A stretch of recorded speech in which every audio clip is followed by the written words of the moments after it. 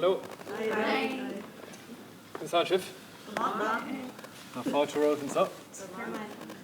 This is a great spot to be. Thanks a million for coming out. Can you hear me back there? Yeah. Good.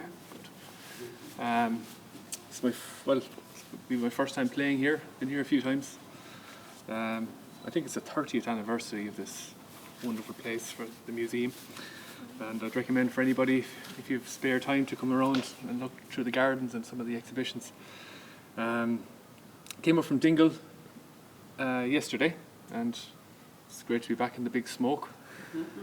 I was born here and spent a few years here as a young fella, and I much prefer Dingle. But no, I do love coming back here. I'm delighted to be here. It's great to be playing in front of people, and I'm going to play a few tunes over the next 45 minutes or so. I've brought loads of concertinas. I'll be talking a bit about the history of the instrument, a bit about the music.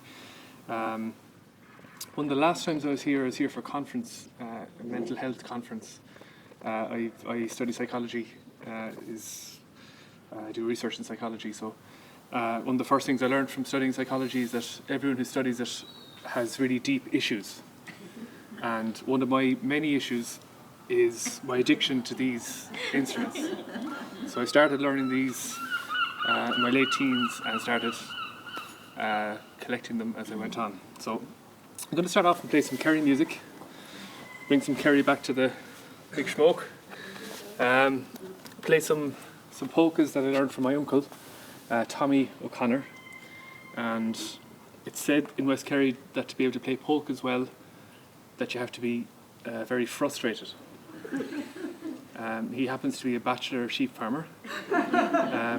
But the standard, they say, COVID's been tough on a lot of people, but one of the good things that has come out of COVID is that the standard of polka playing has significantly improved. So I'll play these tunes. Second one is from Paddy Cronin's.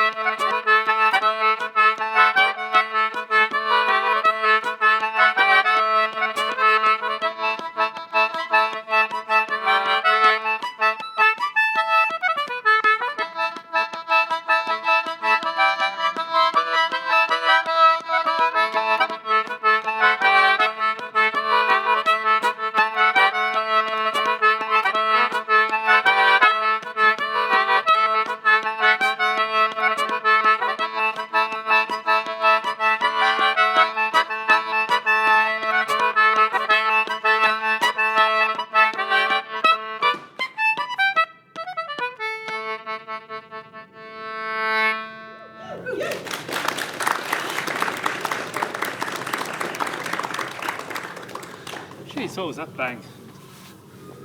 Weird.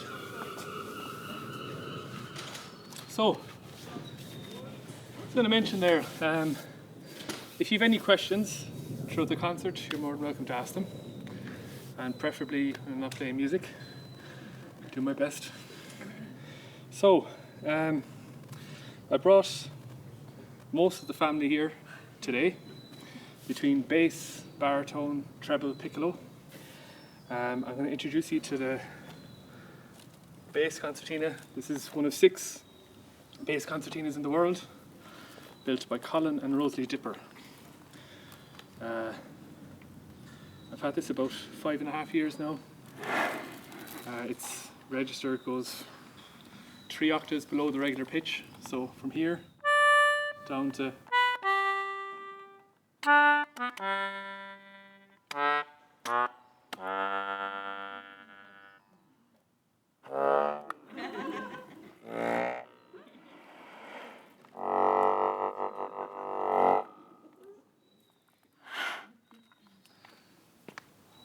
so. Cormac Begley is my name. In Irish, it's Ó Beaglaoich. Begley comes from Beaglaoich. The Begleys were Gallo glasses, paid mercenary warriors from Scotland who came over to fight for different clans and chieftains.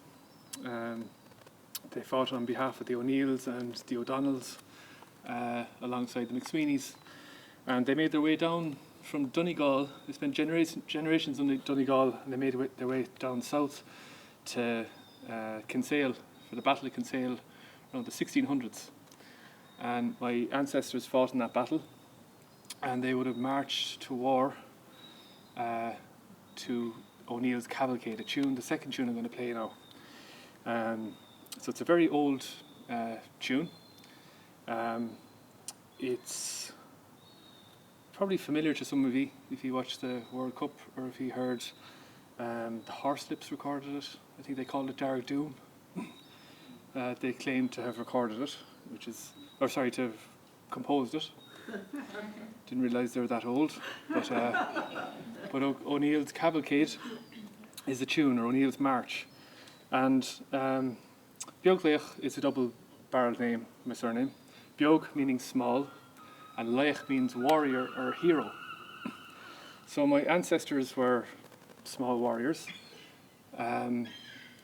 My name Cormac is also a double-barrel name, Cor and Mac. Cor as Gaelin means twist, a twist, and Mac means son. So my name means twisted son of a small warrior. So I'd like to thank my parents for christening me Cormac. This is coming out on the web in a few weeks, I think. So I'll have to send the link. For my confirmation, I chose the name Judas. So my full name is Judas Twisted, illegitimate son of a small warrior. So, Cormac in Arabic also means kiss my mother's arse. So yeah, so there you go. I'm going to play this tune for my ancestors.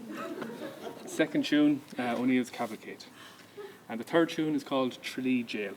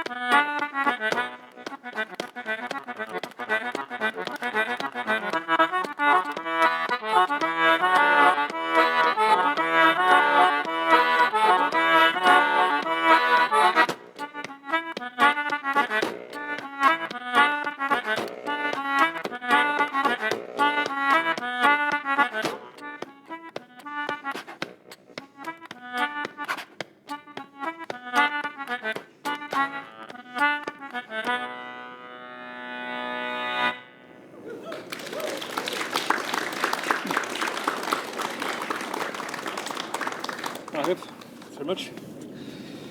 Oh, there's a great sound in here, or out here. It particularly suits the higher pitched instruments. It's great reverb here. So I'm gonna play a tune on a very high pitched instrument shortly. It's a piccolo concertina. But before I do, that last tune is called Tralee Jail, and my father reckons that if I didn't start playing music, I probably would have ended up in jail. When I was in school, I was probably sent home a number of times for bold behaviour. Never any fighting or anything like that, just kind of winding people up. But I used to, well, recently I've started doing concerts for my camper van in secret locations around the country. I've done a lot in West-Kerry, so I put tickets up on sale and let people know where I'm going to do a concert. It could be outside a castle or by a beach or down by a pier. But I was up at this site, did a concert there last week, and I remember the story. One of the last times I was back there was when my principal decided to drive me home, because he was trying to send me home. And I was so bold that I wouldn't tell him where I lived. So rather than stopping at my own house, I sent him up this back road, windy road, up to the foot of Mount Brandon. And it turned out to be Darrow Caneda's house. He's a Kerry football captain at the time. And he jumped out of the car and he knocked on the door. He knew straight away that I'd set him up. He came back then and lost the head. And then he asked me where I lived. So I sent him to another house. It wasn't my house. And in the end, he had to call the secretary and find out where I lived. So that's that story anyway. But the first time actually I opened up a concertina, my father used to make me go to lessons or go to classes, and you could probably tell from that story I wasn't the most obedient of children, but he stopped making me go to lessons after this. One day he wanted me to go to Dunquin, back to a pub called Cruger's, to join him when he's playing a session, and I was no more than, I'd say, 15 at the time. I only knew 2 tunes maybe, which meant that I'd have to join him for the evening and just play the 2 tunes and then wait for him and drag him home and eat potatoes and drink Fanta all night. And I didn't want to do that because I'd done that for most of my life up until then. So I had a great idea. I got a screwdriver. Oh, sorry, no, I got something like a screwdriver, a butter knife. And I undid the 6 screws here. Shouldn't be giving these young fellas any ideas, but ended up taking out the reed pan and breaking some of the reeds so that I wouldn't have to play. So then I didn't start playing again for a number of years. But that was my first exploration into the mechanics of the instrument. And I've been fascinated by this instrument since. I've learned a lot about it. It's a relatively young instrument. 1829 it was invented. So in 8 years' time it'll only be 200 years old, but relative to fiddles and uilleann pipes and whistles, it's not that old. But I'll tell you a bit more about that later, but I'm going to play a tune on this beautiful, rare piccolo concertina. And the range goes from here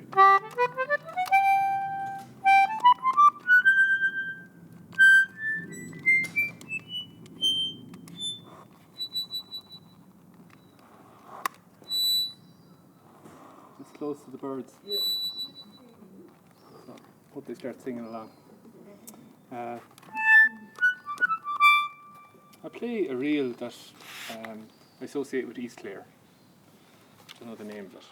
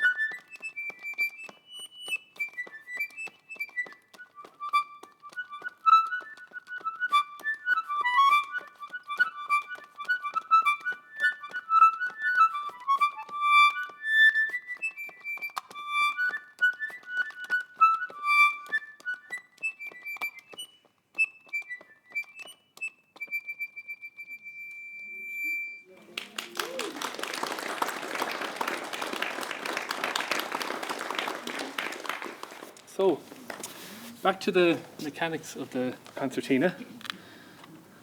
Can anyone tell me what this instrument is? I heard it there, I think. Juice harp. It's called a trúmpa a scoileann. It's a very old instrument. It dates back over 3,000 years, well 5,000 years, 3,000 BCE in China. It was found in archaeological sites made out of wood or bone at the time, but it's evolved to be made out of steel. You also find them in brass and wood too. But it's a very interesting instrument. It's been adapted to cultures throughout the world. And how it works is there's this thin metal piece that vibrates really quickly. It's called a tongue, like the tongue in your mouth. So it vibrates really, really quickly to create one sound. If you're back there, you probably don't hear that too cleanly, but when you put it up against your mouth, you can amplify it. Can you hear that? Yeah. Okay. I only started learning this a few months ago, and I did a short documentary for the Irish Traditional Music Archive about the history of trúmpa and how it ended up in Ireland. And it would have been a very popular instrument back in the day. Very difficult instrument to master. It only creates one sound when it's played by itself. But when it's up against your mouth, you can adjust the tones of it and make a scale by making your mouth smaller or larger by adjusting your tongue. So to master this instrument it's a very difficult instrument to master because you have to make every note. I'm not very good at it, so I'm still only learning. But this is the grandparent of the concertina. Okay? So it's these little, this is a reed, that make up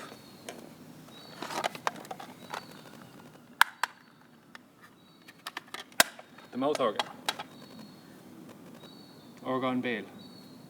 So when you blow into harmonica and when you suck, you get two different sounds. You're activating two reeds or two juice harps.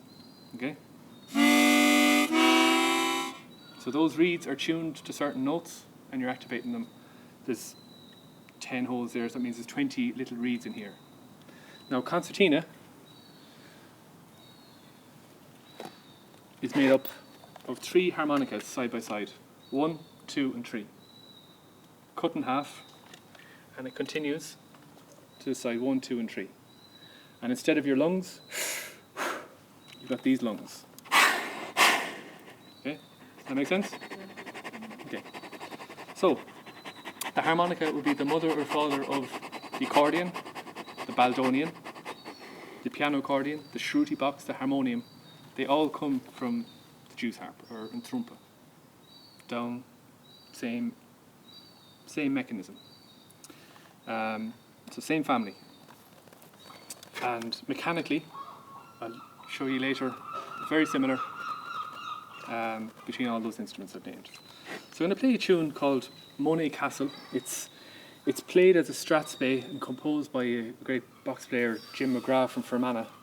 But down in West-Kerry, we don't play strathspeys, and I struggle to play them or to learn how to play them. But I love this tune, this strathspey played as an air. So I'm going to play it as an air because I can't play it as a strathspey. I wouldn't like to tell the composer now, but it's actually nicer as a slow air. But no, I'm joking. But I'll play. It's called Monet Castle. It was written a couple of years ago, maybe 10, 15 years ago by Jim McGrath. So here we go.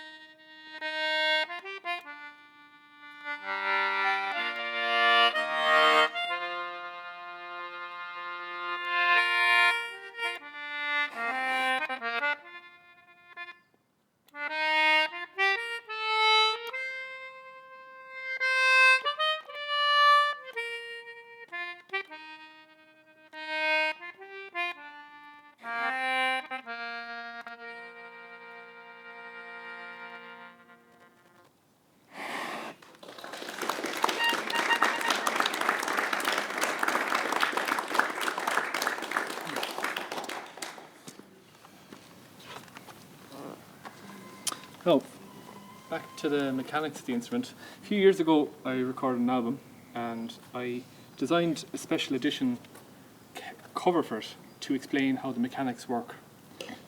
So I took pictures. Well, Sarah Flynn, a great photographer and concertina player, took photos of the instrument for me. And when you undo the 6 screws here on the side with a butter knife, you can take off the front grille. And when you take off the front grille, you get to see the mechanics. So you get to see all the buttons, the levers and the pads. So every button that you press inside is lifting up these levers. Okay? When they're lifted up, the pad is lifted up, and there's a hole that the pad sits down on. Air goes through that and into the next layer, which is here on both sides, symmetrical instrument, to the reed pan. And this is what the reed pan looks like on the inside. See that? So some instruments are different, but this is a circular reed pan. It's got all these little reeds or Jews harps, trumpets along the side. There's one when you push, and there's one when you pull. It's like the harmonica, 2 different sounds, push and pull. And then inside is the bellows. That's what the inside of the bellows look like. So it's a side profile of the instrument. Exactly the same as the other instruments I mentioned, the accordion, piano accordion, baldonian. They all use the same mechanics. It's just the size and shape of the reed that defines their tone. My father's an accordion player, and I love to remind him that the concertina is a much superior instrument. It takes a lot more attention to build them. So I hope there's no accordion players in the audience there. I think I spot one back there. But so, do you have any questions so far? Does it ever goes out of tune? It does sometimes, yeah. I went to Cuba a few years ago with this instrument. This is an instrument that dates back to the 1890s. And I brought it to Cuba, and with the climate there and the heat, the reeds expanded and it was very difficult to play. Some reeds didn't sound and it went out of tune. I can play very aggressively, as you may have noticed, and it sometimes causes the reeds to move a bit. So they do, for my style of playing, it requires a bit of work. But not too often, maybe once every 4 or 5 years you might have to get some reeds changed. But feels like home with all the seagulls. I might play a tune from the Great Blasket Island called Beauty Das in Elan. Beauty was the name of a curragh. I named my camper van the Beauty. Das on Elan. Das means the nice beauty from the island, which is from the Great Blasket Island. And I like to think of my camper van as being the nice camper van from this island. But I'm going to play an air. It dates back to the 1880s, and I think Peg Sears's uncle was on this curragh that they won a famous boat race, a regatta back in West-Kerry, and it was a huge source of pride for the community of the island that they won this race. So they wrote this song, and it's assumed that this melody was written around the same time, but it may have predated the lyrics of the song. So here we go.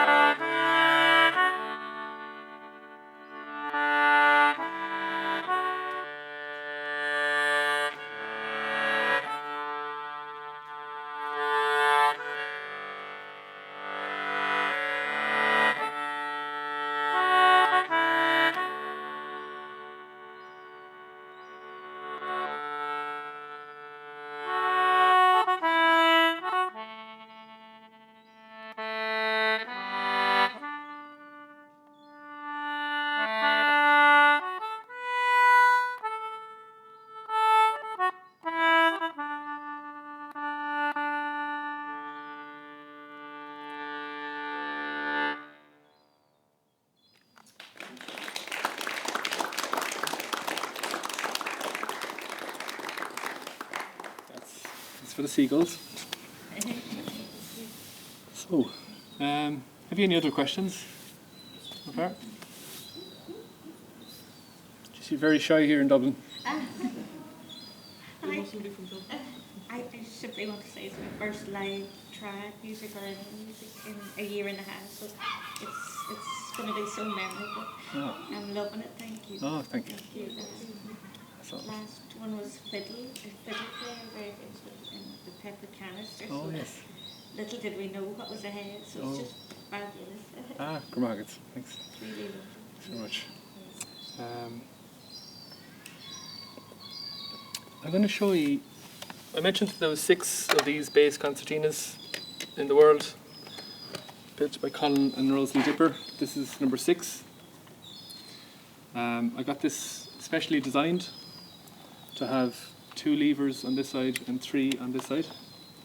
And it's the only concertina in the world that has this system. You're now very educated on the mechanics of the concertina. So I can explain to you how the lever works. When you press a button, it works in the same way as a lever. When you pull down a lever, it lifts up a pad. And on these buttons, when you let go of the button, a spring pushes the pad back down in the hole. But for this lever, you can hook it into place so it stays up. So that means that continuous airflow can go through the hole and activate one reed on the push and one on the pull. So I've got those 2 reeds tuned to the same note, which is a very low note.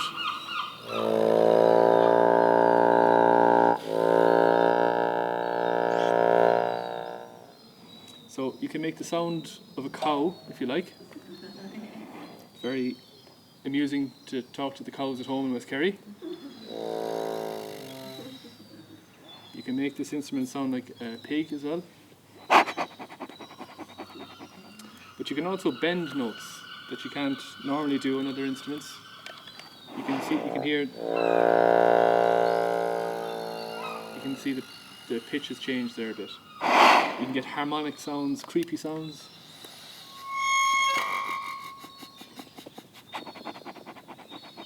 So,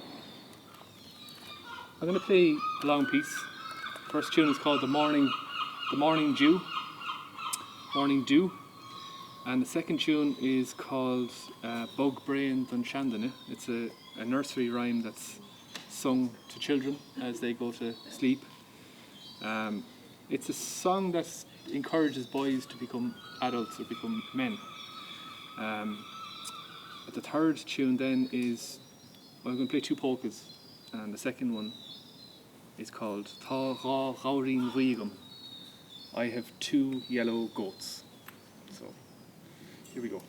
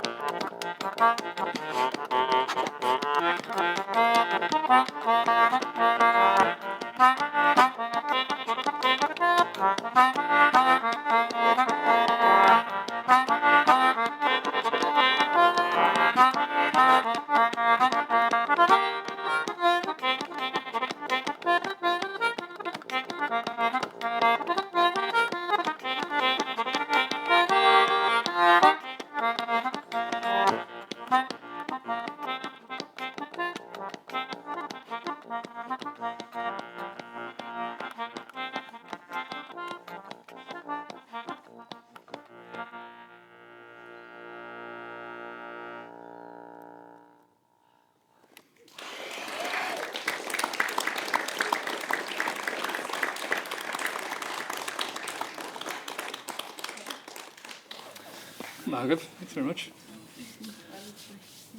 Now, I think we're nearly finished. So I'll be around for a bit if you've any questions. Some of you are very shy altogether. Some of you have no questions at all, which is perfectly fine. So I'll be around for a bit if you'd like to come up and chat. I'm going to show you another instrument before we finish.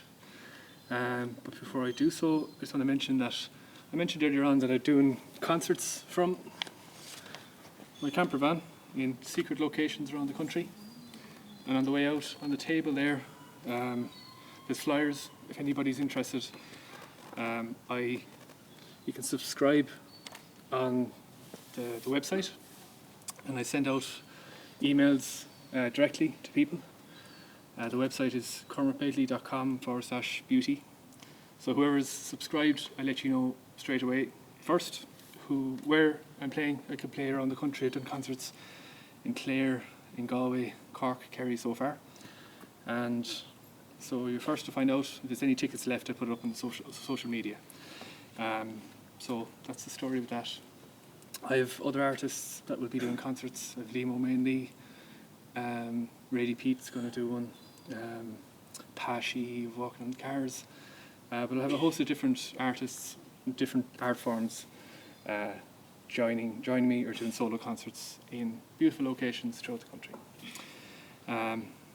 So that's sales pitch there, out of the way. But if you're interested, the flyer's on the way out. What else was I going to say? I was going to show you this guy. This is the black sheep of the family. He travels all over with me. And his name is Morris. He's missing an eye at the moment. But I need to bring him to the vet. But inside in Morris is a small little box. Okay. Keeps this box nice and warm. And inside in this box, actually I don't think I'll show you. Inside in the little box is a small little concertina. I did warn you about my issues.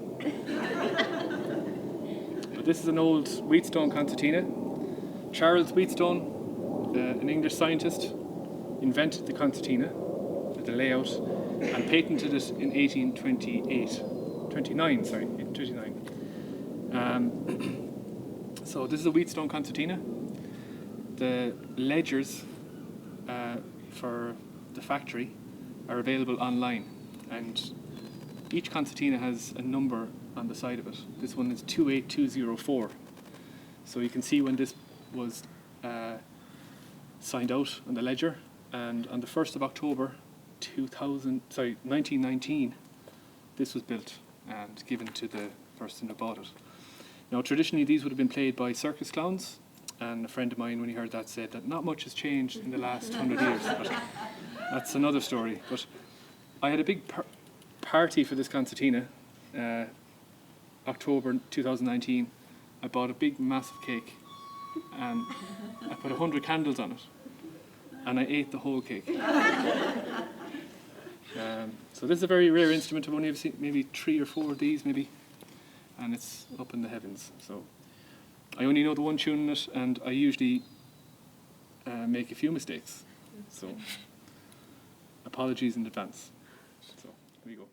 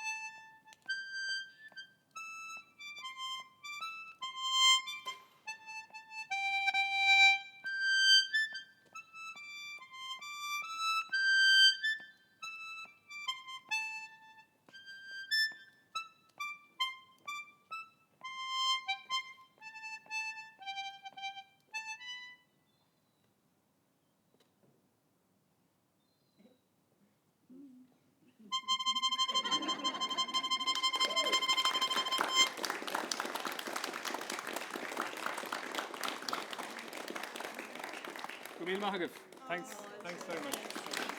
Thank you.